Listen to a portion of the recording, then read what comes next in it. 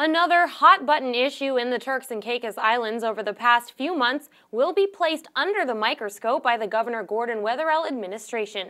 Speaking to News 4 during an interview with WIV General Manager Cheryl Shand, Advisory Council member John Smith said that the process for belongerships and permanent resident certificates will be reviewed and may result in a longer wait.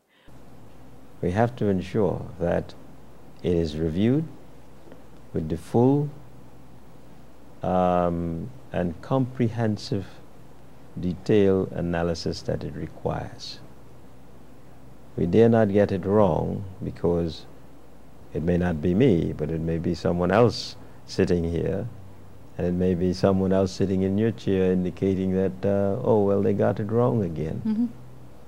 So, you know, the governor has indicated that there are several bits of legislation and regulations pertaining to immigration, education, employment, and health, right?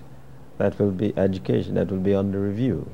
The news does not bode well for many, as News 4 understands several applicants are presently awaiting an answer from the governor's office since their individual applications were not addressed during the last cabinet meeting of the Williams administration. It was during the final report of the commissioner, Sir Robin Auld, that he expressed concern over, quote, "The complaints are of grant of belongership or permanent resident certificates in breach of the legal requirements in return for bribes to ministers or officials, and also of belongerships to questionable individuals with financial clout or ministerial connections via the exceptional grounds route." The commission also received many complaints, including accounts of long delays in the regularization of their immigration status and of seemingly arbitrary and unexplained decisions on applications for grant or in revocation of existing status. Many residents who have not attained belongership or permanent residence, or who do not qualify for it, live in a state of constant insecurity lest they are compelled at short notice and at the whim of a minister or one of his public officials to leave their home and/or employment. It was out of these findings that the Advisory Council will now take a closer look at how these valuable pieces of entitlement will be handed out. But it's not going to be reviewed in a piecemeal fashion, because they are, to a greater extent, intertwined and interrelated. So to do it in a piecemeal fashion is not to do it effectively and efficiently.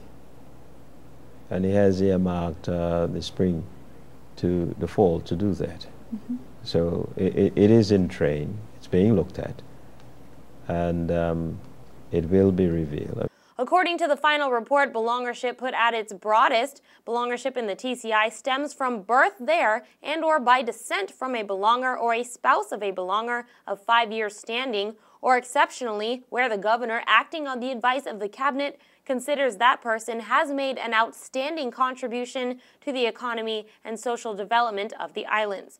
Belongers by right of that status have two main privileges in the TCI that are not enjoyed by those with a right of permanent residence or other less permanent entitlement to remain.